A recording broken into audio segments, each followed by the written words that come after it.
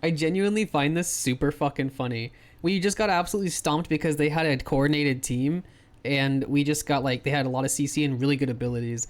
And someone says we have a rat, 800 IP, Tier 2 Cape, GG, and I'm literally sitting here holding a fucking 8.3 battle axe with 1200 IP. And look at this. Stop fucking up Arita for people that are actually trying, man. You got killed some 3 people that almost dead with your ESMH thinking you killed him. This guy's actually so fucking... I'm not even gonna respond. This guy's pissed. I hope to see you in the next game. Smiley. I have a 65% win rate on Arena, just for the record. So fucking funny. He actually thinks that I was the issue that game. Holy shit. Yeah, I have the tier 2 cape as a meme, and this guy's fucking pissed. I'm literally running 1168 IP. He's like, you didn't even reach the soft cap. He's like, he literally said right here, let's see.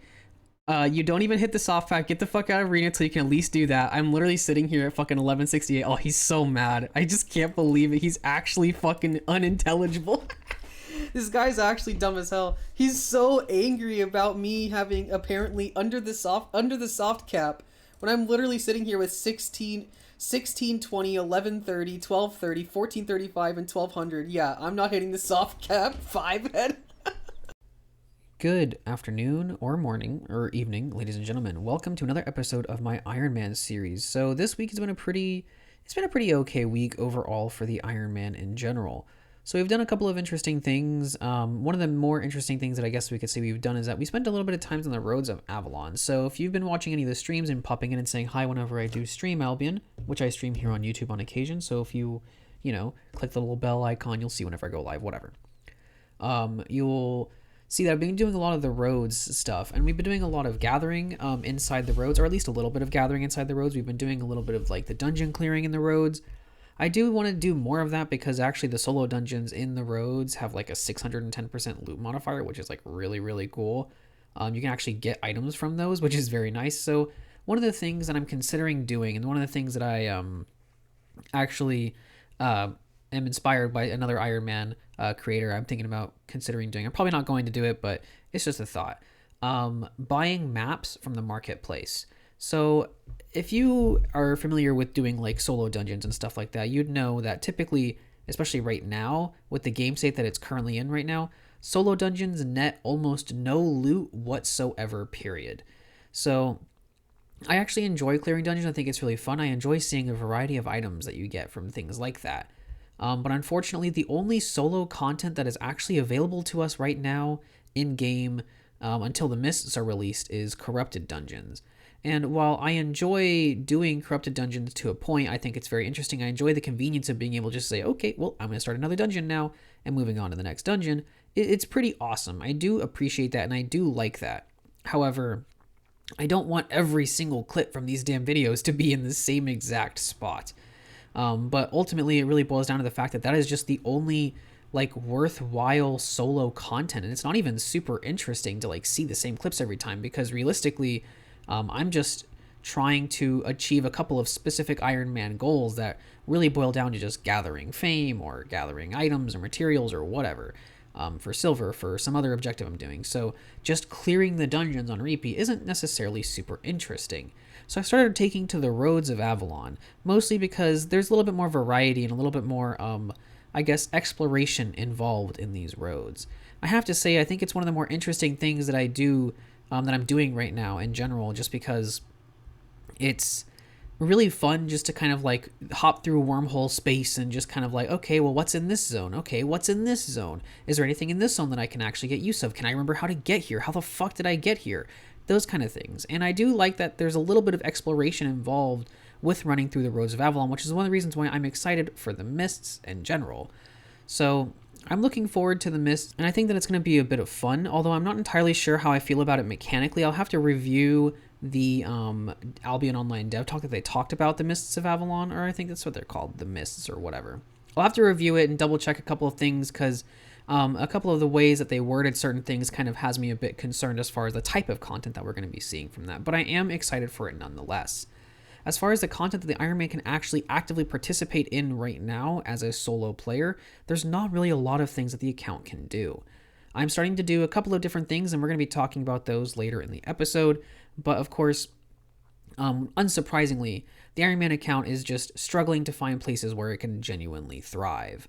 In which, isn't super surprising. This is an MMO after all, and so massively multiplayer is kind of the whole first two parts of that abbreviation. So it's not super surprising to see that it can be a little difficult sometimes for the Ironman to find a place where it fits in as a solo play. But either way, that's pretty much enough of my rambling, at least for now.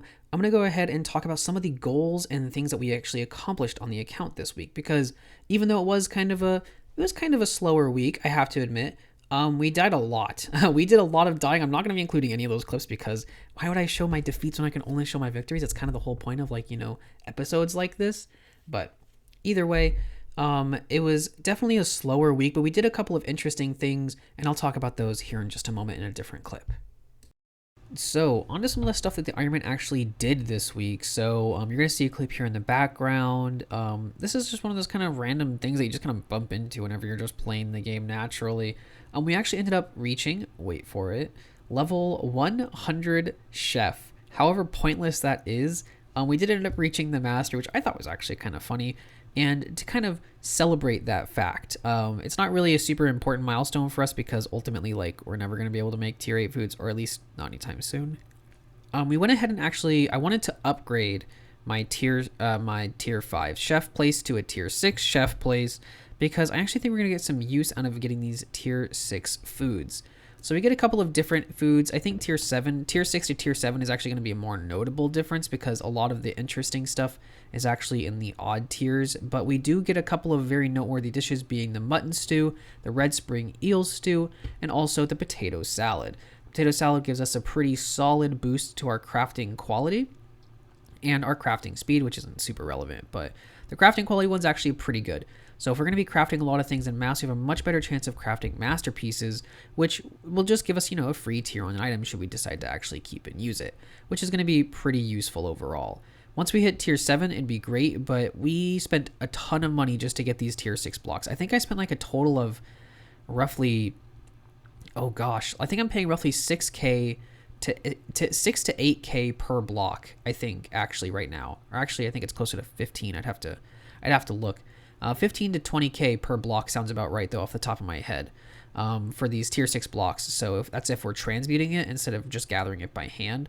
So if I need 150 tier 5 blocks, well, that's a ton of fucking silver that I need, which is one of the reasons why this account grinds as much as it does, because it just needs that raw silver for a bunch of different things. But one thing that we actually bumped into immediately after upgrading our guy to tier 6 is that I actually have to also upgrade our butcher to tier 6.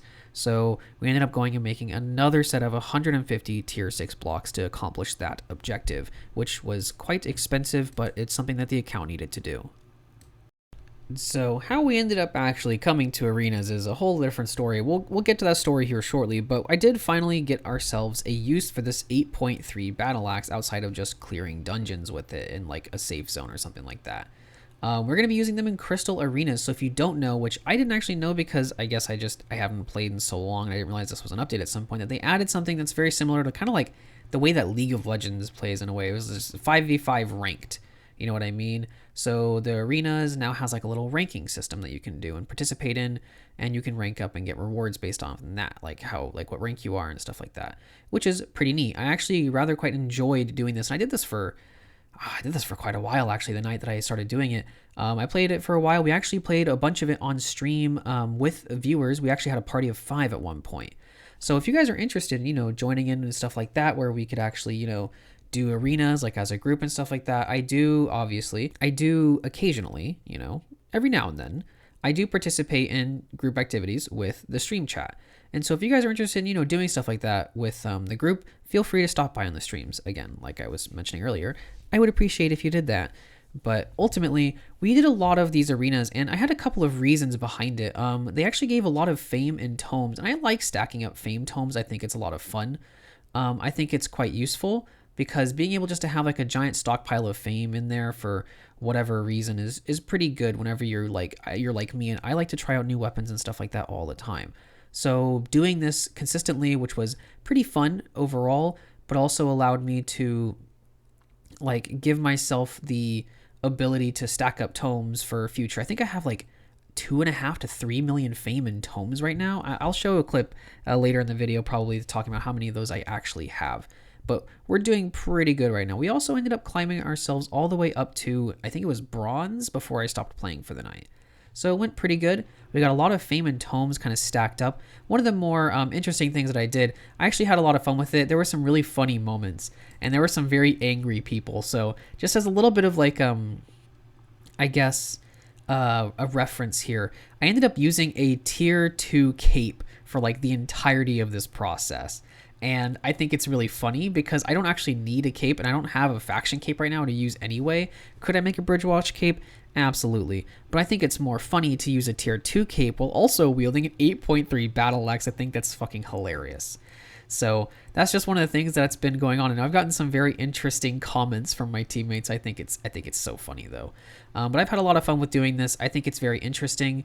It's definitely a different type of content, and it lets you actually stack up. I got a bunch of silver bags. I got like several 100,000 silver from this process, and also on top of that, we end up getting ourselves a bunch of fame and tomes, which I definitely like. And I think this actually makes for good background filler clips too, because I mean, it's got a bunch of action going on, it's kind of funky, you got a bunch of whatever the fuck's on screen, it's a busy screen, and I kind of like it for like background looks. The battle axe has been serving us pretty good here. I made myself a Hellion jacket so that we could just go in and suck them dry, you know, give them a good old drain in for their HP and whatnot. So it was a pretty good time overall. I had a good time with it. I think I'll definitely be continuing to do this in the future.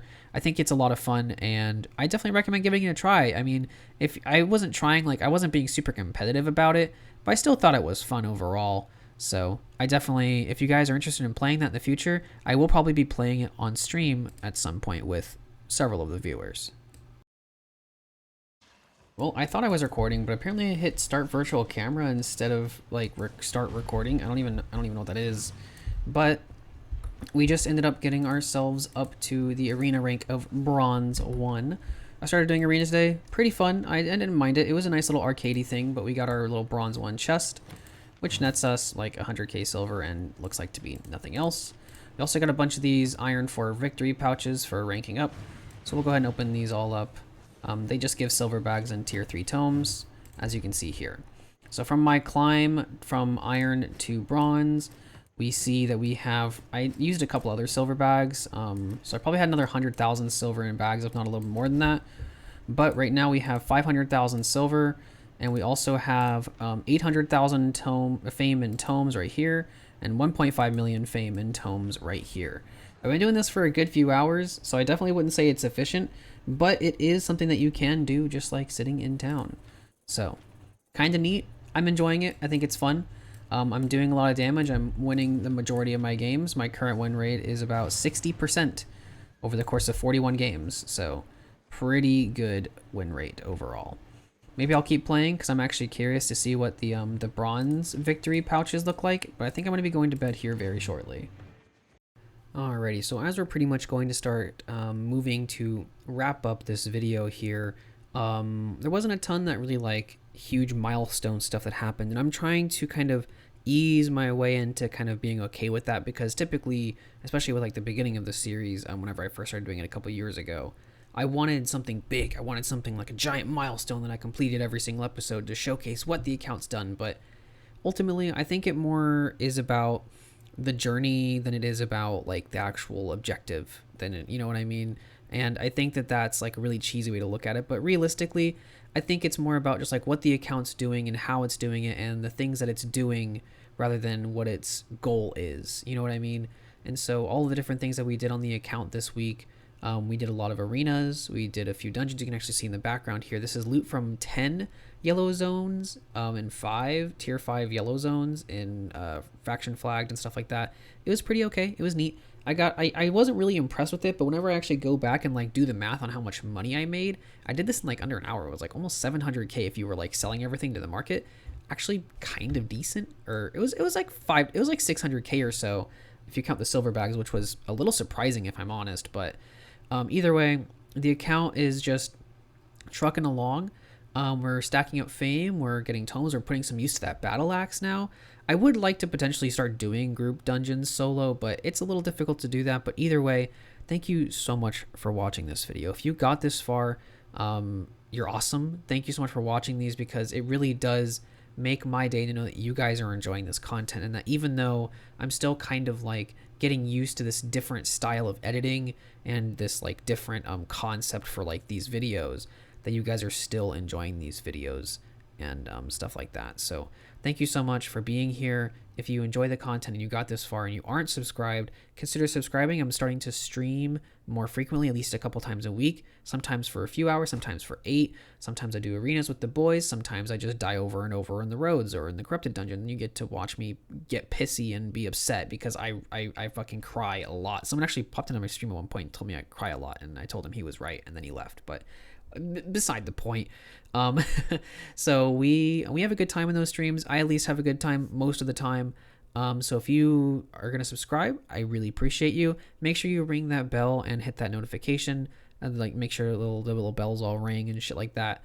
So that you guys can actually see whenever I go live, so you can pop in and say hi whenever I do end up doing that. Again, last time I'm going to say it because I keep repeating myself. Thank you so much for watching this video, and I'll see you again next week with another video on what the Ironman is up to in the next 7 days.